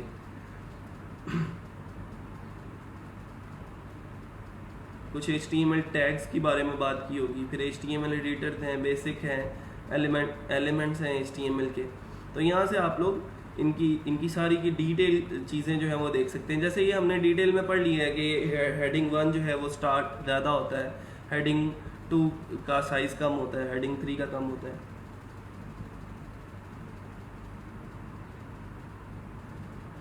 फिर उसके बाद पैराग्राफ्स की बात की है, तो पैराग्राफ्स के बारे में भी हमने पढ़ लिया है। फिर HTML स्टाइल्स की बात की है, I am red, I am blue, I am big, तो ये भी हमने बोल्ड करना सीखा था और कलर चेंज करना सीखा था। इसके अलावा फॉर्मेटिंग की अगर बात की तो हमने फॉर्मेटिंग में इटैलिक करना और सुपर स्क्रिप्ट और सबस्क्रिप्ट की बात की थी।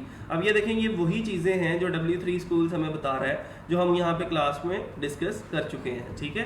तो ये इनको ज़रा और डिटेल के अंदर अगर आपने प्रैक्टिस करना हो तो यहाँ से आप लोग कर सकते हैं। अच्छा जी, फिर उसके बाद अच्छा जी, लाइन जी दिखाएं किसने करवानी है, अपनी प्रोफाइल किसने चेक करवानी है बताएं। लाइन दें, यूज़र नेम दें, जल्दी करें।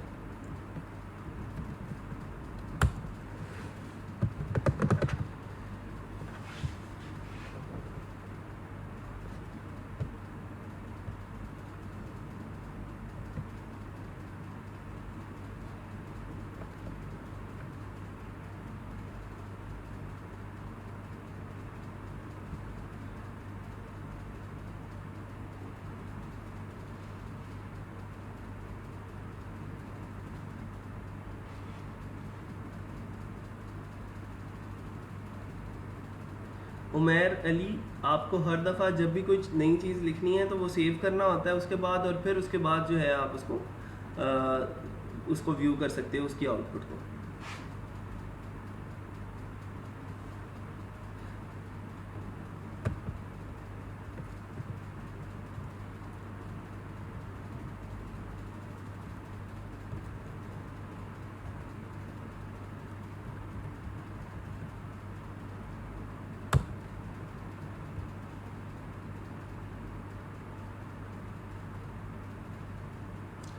अच्छा जी, सबसे पहली बात, ये स्किल काउंसिल है किसी का प्रोफाइल, ये है जी हाफिज़ मोहम्मद ज़ीशान असलम है शायद।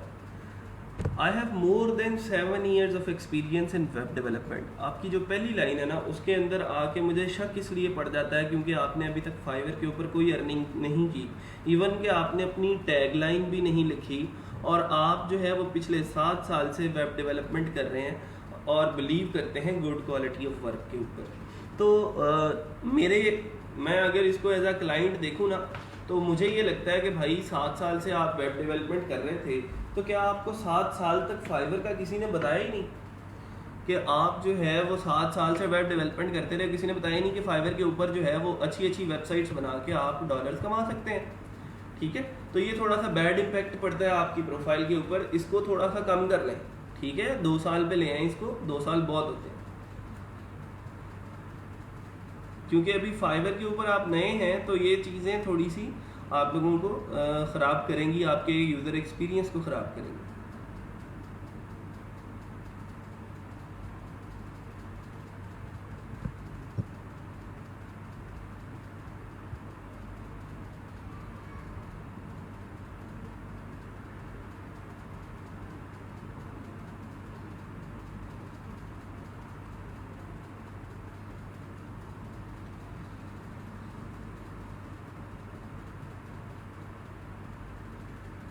फौजिया का वर्डप्रेस इंस्टॉल नहीं हो रहा।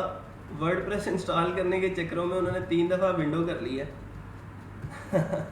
ओ भाई क्यों कर ली विंडो, क्या मसला आ रहा था? वर्डप्रेस एक छोटा सा सॉफ्टवेयर है, उसको हम सीख लेंगे इंशाल्लाह आने वाले तो कुछ दिनों के अंदर उसकी इंस्टॉलेशन हमने सीख लेनी है। हमें टेंशन लेने की ज़रूरत नहीं है, मैं यहाँ पे इंस्टॉलेशन सिखाऊंगा, सब लोगों को इकट्ठे ही सिखाऊंगा, ठीक है, डोंट वरी।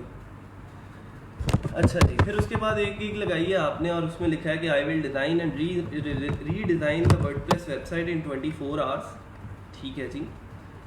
बेसिक पैकेज की जो डिलीवरी है वो आपने 2 डेज़ रखी है, तो 2 डेज़ डिलीवरी यहाँ पे रख के आपने यहाँ पे 24 आवर्स लिख दिया टाइटल के अंदर, तो आपके कॉल और फेल के अंदर यहाँ पे थोड़ा सा तजाद आ गया कि टाइटल में कह रहे हो 24 आवर्स और उसका जो डिलीवरी टाइम आपने रखा है वो 2 डे रखा है।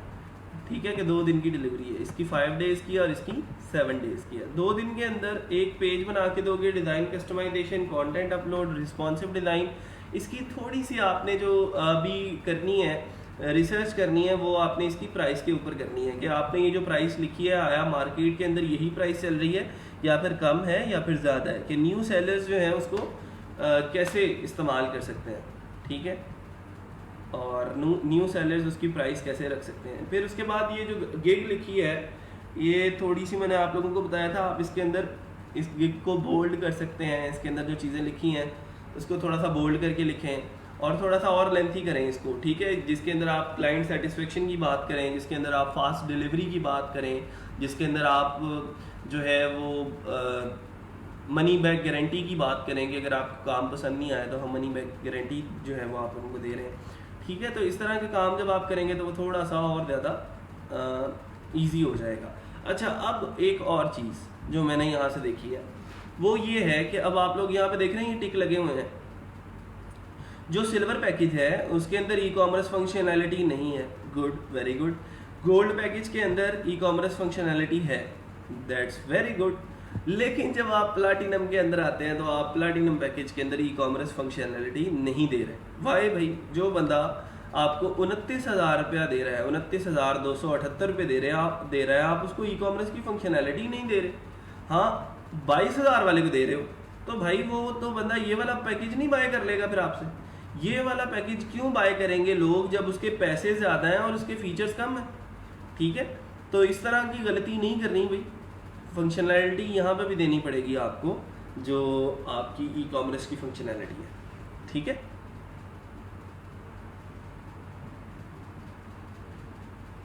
कैन यू इंस्टॉल वर्डप्रेस, ये कोई क्वेश्चन नहीं है, yes of course I can do this. आपने यहाँ पे बात की है डेवलपमेंट की कि आप गिग बना के दोगे, पूरी वेबसाइट बना के दोगे, और क्वेश्चन में आप पूछ रहे हो कि कैन यू इंस्टॉल वर्डप्रेस। तो जाहिरी बात है जो बंदा वर्डप्रेस के ऊपर वेबसाइट बना सकता है वो वर्डप्रेस इंस्टॉल भी कर सकता है। ठीक है, इंस्टॉलेशन होगी तो उसके बाद जो है वो हमारा काम होगा। तो कोशिश करेंगे इस तरह की जो चीज़ें हैं उनसे इज्तनाब करें, ये आपके कैरियर को ख़राब कर सकती हैं। ऐसी गिग के ऊपर कोई नहीं आएगा, ऑर्डर नहीं करेगा फिर आपको। रिलेटेड टैग्स के अंदर भाई अब ये HTML टू वर्डप्रेस लिखने की क्या ज़रूरत थी? HTML टू वर्डप्रेस टोटली एक डिफरेंट फील्ड है और वर्डप्रेस के अंदर वेबसाइट बनाना, डेवलप करना एक टोटली डिफरेंट चीज़ है जिसके अंदर CSS का भी कोई यूज़ नहीं होता। हाँ, वर्डप्रेस इंस्टॉल की बात करते हो तो ठीक है, लेकिन वर्डप्रेस इंस्टॉल भी वर्डप्रेस इंस्टॉलेशन की गिग के अंदर डालोगे। हाँ, वर्डप्रेस डिज़ाइन आप यहाँ पे लिख सकते हो, वूकॉमर्स लिख सकते हो, तो ये 2 टैग्स ठीक हैं, बाकी सारे के सारे जो हैं वो चेंज करें आप इसको।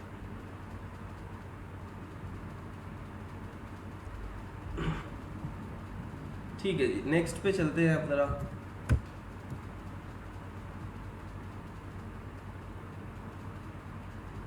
ये उमुल बनीन ने अपना यूज़र नेम गलत लिखा है, स्पेस नहीं आती दोनों में, स्पेस की जगह पे कुछ और होगा, ज़रा गौर से देखें।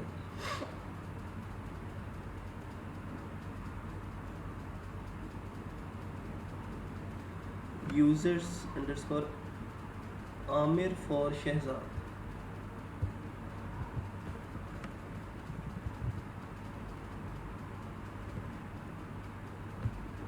आमिर, और फॉर दूसरा है न्यूमेरिक और SHAHZAD।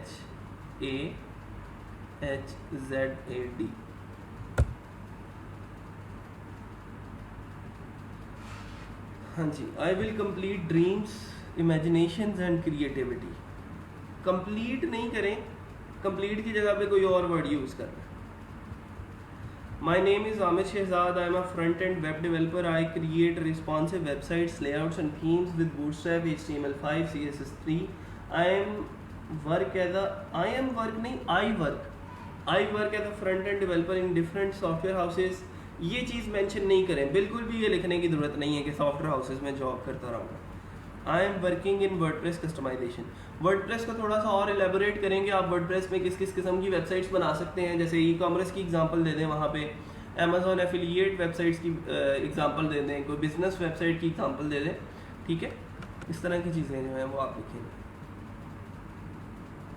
स्किल्स वाला सेक्शन, वर्डप्रेस ORG क्यों लिखा है भाई, वर्डप्रेस सिंपल लिखें। HTML5, CSS3, Bootstrap 4, इन चीज़ों को अलग अलग से लिखना है। HTML5 एक अलग स्किल है, CSS3 एक अलग स्किल है, Bootstrap एक अलग स्किल है, ठीक है, अलग से लिखें। या फिर आपने अलग अलग अगर लिख दिया है तो वो उसको रिमूव कर दें यहाँ से। एडोब फोटोशॉप और फोटो एडिटिंग अगर कर सकते हैं तो ठीक है, वरना इसको यहाँ पे लिखने की ज़रूरत नहीं है। I will create responsive and stunning website. अच्छा, कभी कभार ना थोड़ा सा ये देखें ज़रा मुश्किल आ जाती है, यहाँ पे आपने जो टाइटल लिखा है ना वो डॉटेड लाइंस के अंदर जा रहा है, मतलब सी मोर। जब तक वो आप जो आपका यूज़र है वो आपकी गिग को क्लिक करके नए टैब में देखेगा नहीं, उसको पता नहीं लगेगा कि ये टाइटल क्या है। कि I will create responsive and stunning website, उसके आगे भी कुछ है लिखा हुआ आपने, लेकिन वो नज़र नहीं आ रहा और वो फाइबर ने डॉटेड लाइन लगा दी है। तो कोशिश किया करेंगे इतनी सी जगह के ऊपर आपका पूरे का पूरा जो टाइटल है वो फिल हो जाए और यहीं पे पूरा कंप्लीट टाइटल लोग जो हैं वो पढ़ सकें, ठीक है, और डॉटेड लाइंस के अंदर ना जाए। फाइबर आपको जो है वो दिखा रहा होता है, साथ साथ सजेशंस दे रहा होता है कि आपका ये जो टाइटल है ये टू लॉन्ग हो गया या टू शॉर्ट है या फिर ये जस्ट परफेक्ट है, ठीक है। तो ये थोड़ा सा देख लें इसको। फिर उसके बाद I will create responsive and stunning website layouts, इसके लिए ठीक है जी। ये कॉन्फ़िगरेशन की स्पेलिंग गलत लिख दी है जी आपने, यही चीज़ आपने खुद लिखी है और वहीं पे आपने गलती कर दी है, बाकी चीज़ें कॉपी की हैं गूगल से, वो ठीक है। तो ये जो कॉन्फ़िगरेशन लिखा है ये गलत कर दिया। और अबाउट दिस गिग के अंदर भी आपने कुछ नहीं लिखा, गिग के अंदर डिटेल में लिखना होता है, 15-20 लाइनों की डिटेल होती है जिसके अंदर आपने बताना होता है कि मैं इस गिग के अंदर क्या क्या कर सकता हूँ। मैं इसको नहीं देख रहा, टाइम ज़ाया होगा, पहले इसको इम्प्रूव करके आए।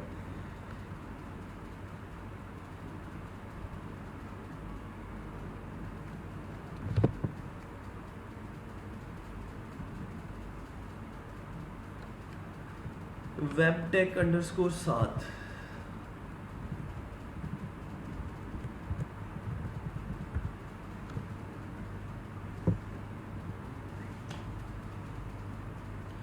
Love to turn your imaginations into reality, ठीक है जी, अच्छा है। और I can design and develop elegant and responsive WordPress websites, moreover I can do conversions, edit format PDF, MS Word and stunning PowerPoint presentations. I am very passionate about my work and client satisfaction. थोड़ा सा और detail यहाँ पे लिखें, description को और ज़्यादा detailed बनाएं। स्किल्स वाला सेक्शन छोटा है, और ज़्यादा स्किल्स इसमें आ सकती हैं।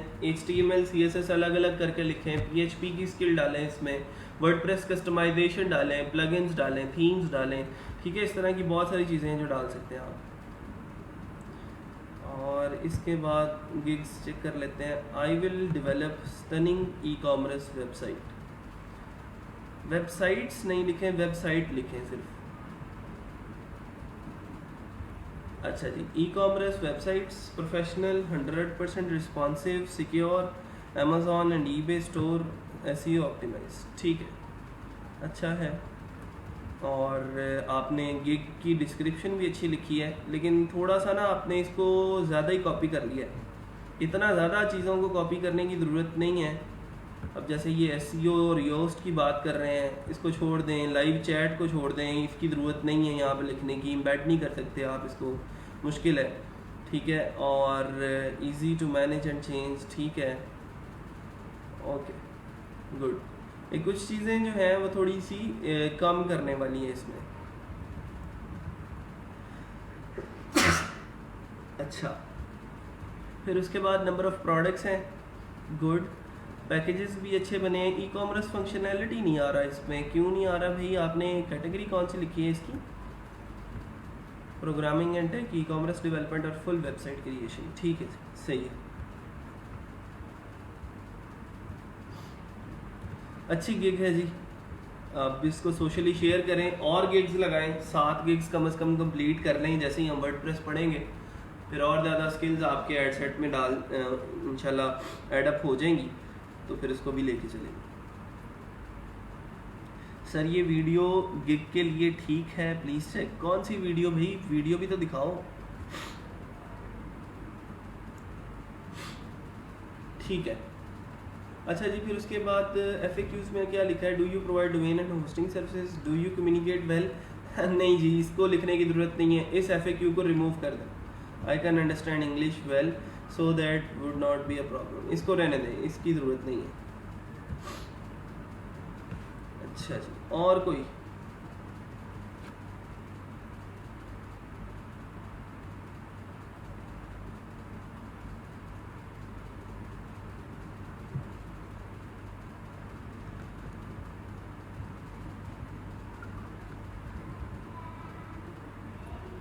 HAMZ4_Arif ARIF। Software engineer simple लिखा है आपने टैगलाइन के अंदर, इसको थोड़ा सा और एलेबोरेट करें। मैंने बताया था कि आप थोड़ा सा मिंट ऑफ क्रिएटिविटी डाल सकते हैं इसके अंदर। Thanks for visiting my profile, ये लाइन बिल्कुल रिमूव कर दें, इसकी ज़रूरत नहीं है। My name is Mohammad Hamza Arif, ज़रूरत तो इसकी भी नहीं है। And I am a software engineer, और ज़रूरत इसकी भी नहीं है। With the excellent expertise of HTML CSS Firebase Bootstrap and WordPress, इस चीज़ की ज़रूरत है। ठीक है, लोगों को इस बात से कोई सरोकार नहीं है कि बेटा आपकी डिग्री क्या थी, आपका नाम क्या है, आपने जो है वो कहाँ से पिछले 18 साल तलीम हासिल की है और क्या किया है। इस चीज़ की बिल्कुल उनसे वो बॉदर ही नहीं करते इस चीज़ को। आपने सिंपल यहाँ पे अपनी स्किल्स के बारे में लिखना है। ठीक है, I have 1 year of experience in WordPress, web designing and web development. My primary goal is to address all of the customers requirement. और elaborate करें, डिस्क्रिप्शन बिल्कुल पसंद नहीं आई मुझे, थोड़ा सा और लोगों को अट्रैक्ट करने की ज़रूरत है इसमें। अच्छा जी, I will develop an e-commerce website.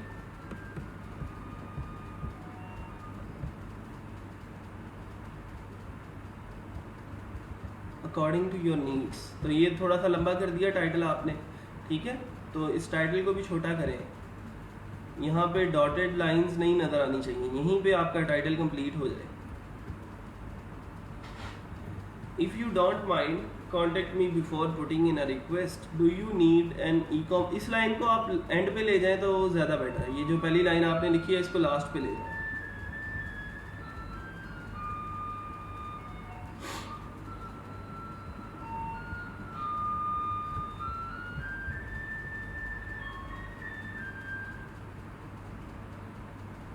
ठीक है जी, आज के लिए इतनी बहुत हैं प्रोफाइल्स, बाकी इंशाल्लाह हम कल को डिस्कस कर लेंगे। और प्रोफाइल्स का ना एक दिन रख लिया करें, सिर्फ उसी दिन जो है वो प्रोफाइल्स चेक किया करेंगे। ठीक है, ऐसे थोड़ा सा जो है वो ख़राब हो जाता है lecture.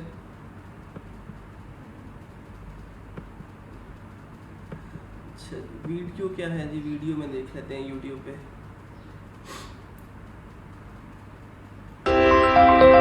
Hi, this is Amer, your WordPress e-commerce developer. I can boost your business into a digital platform and give you a satisfactory results with a money-back guarantee. My services are premium WordPress theme, compatible in all browsers, fully responsive web creation, premium WordPress plugins, user-friendly.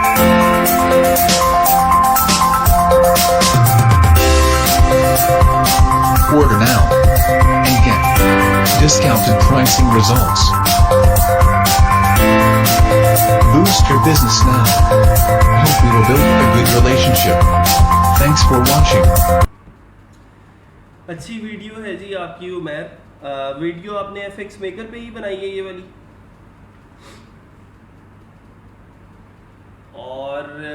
ये मुतैयब ने बिल्कुल ठीक कहा है, music की जो आवाज़ है, बैकग्राउंड म्यूज़िक जो है वो ऐसा होता है कि आपकी आवाज़ जो आप बोल रहे हो या पीछे आपका जो कैरेक्टर है वो बोल रहा है, उसकी आवाज़ ज़्यादा होती है और बैकग्राउंड म्यूज़िक की आवाज़ कम होती है। अभी जैसे आप लोगों को पीछे आइसक्रीम वाले की आवाज़ आ रही थी ना, तो वो बैकग्राउंड म्यूज़िक मेरा चल रहा था, लेकिन मेरी आवाज़ ज़्यादा आ रही थी और आइसक्रीम वाले की आवाज़ कम थी। तो इस तरह का बैकग्राउंड म्यूज़िक चाहिए, ठीक है, म्यूज़िक की आवाज़ कम हो और जो आपकी आवाज़ है, ये जो कैरेक्टर की आवाज़ है वो थोड़ी सी ज़्यादा हो। ठीक है जी, FX मेकर पे ही बनी है। ठीक है जी, वेरी गुड, अच्छी बात है, आपने FX मेकर को यूज़ किया है। और ज़्यादा अच्छा यूज़ इसका हो सकता है, आप इसके ऊपर कैरेक्टर्स भी यूज़ कर सकते हो, कैरेक्टर्स बना के जो है वो भी आप लोग देख सकते हो। और कैरेक्टर्स के ज़रिए जब आप इलस्ट्रेशन करने की कोशिश करते हो तो वो और ज़्यादा इफ़ेक्टिव हो जाता है लोगों के लिए। अच्छा, फिर उसके बाद एक चीज़ और है, मेरा एक दोस्त था, उसने फाइवर के ऊपर ये किया कि ऑलरेडी अर्न कर रहा था वो, लेकिन उसने ये किया कि फाइवर के अपने किसी एक क्लाइंट से रिक्वेस्ट की कि आप मेरे लिए एक वीडियो बनाएं, एक 45 सेकंड की वीडियो बना दें और सिंपल सामने कैमरा रख के उस वीडियो के अंदर ये बता दें कि आपको मेरे साथ काम करके कैसा लगा, ठीक है, और आपका मेरे साथ एक्सपीरियंस कैसा रहा, मैं कैसा डेवलपर हूँ और मेरी जो सर्विसेज हैं आपने जब हासिल की तो वो कैसी रही। तो वो उसने उसके क्लाइंट ने, क्योंकि उसके साथ कम्युनिकेशन अच्छी थी, तो उसके लिए 45 सेकंड निकाले और 45 सेकंड की एक छोटी सी वीडियो रिकॉर्ड करके उसको भेज दी। उसने उस वीडियो को अपने फाइवर गिग वीडियो वाले सेक्शन के ऊपर लगाया और आप यकीन करें कि उस वीडियो की वजह से, जो उसके क्लाइंट की वीडियो थी, उस फीडबैक वीडियो की वजह से उसके जो ऑर्डर्स थे वो एक्सपोनेंशियली इंक्रीज कर गए। ठीक है, तो इस तरह की जो चीज़ें हैं वो भी आप लोग यूज़ कर सकते हैं। एक अच्छी सिचुएशन क्रिएट करके आप लोग इलस्ट्रेशन करके, कार्टून्स का इस्तेमाल करके आप उसको फाइवर के गिग वीडियो वाले सेक्शन के ऊपर लगा सकते हैं। अच्छा, FX मेकर के अंदर किसी को अगर मसला आ रहा है तो वो पहले तो इंस्ट्रक्शन फाइल्स को फॉलो करे। अगर इंस्ट्रक्शन फाइल्स को फॉलो करने के बाद, मैंने इंस्ट्रक्शन फाइल वहाँ पे अपलोड करवाई है, उसके अंदर पूरा प्रोसीजर है कि वो कैसे आपने उसको इंस्टॉल करना है। ठीक है, अगर फिर भी कोई मसला आता है तो आप लोग जो हमारे TAs हैं, ट्रेनर असिस्टेंट्स हैं, अहमद है, फिर उसके बाद महमूद है और रमशा है, उनके साथ कांटेक्ट कर सकते हैं। अगर फिर भी कोई मसला आता है, उन तीनों से भी वो प्रॉब्लम सॉल्व नहीं होता तो मैं आपके पास हूँ, शाकिर साहब आपके पास है। ठीक है, आप लोग हमारे से कांटेक्ट कर सकते हैं, वो फिर इसको जैसे भी हम सॉल्व कर सकते हुए कर लेंगे। ठीक है, ठीक है जी, फिर आज के लिए इतना ही। इंशाल्लाह कल को CSS पढ़ेंगे। आज का जो लेक्चर है उसको परफॉर्म करें, उसको अप्लाई करें। असाइनमेंट मैं थोड़ी देर में पोस्ट करवा देता हूँ या कर देता हूँ खुद से ग्रुप के अंदर। ठीक है, तो उस असाइनमेंट को भी इंशाल्लाह सब लोग कल तक कंप्लीट करके तो आ जाए। ठीक है जी, आज के लिए इतना ही। इंशाल्लाह मिलते हैं छोटी सी ब्रेक के बाद। अल्लाह हाफ़िज़।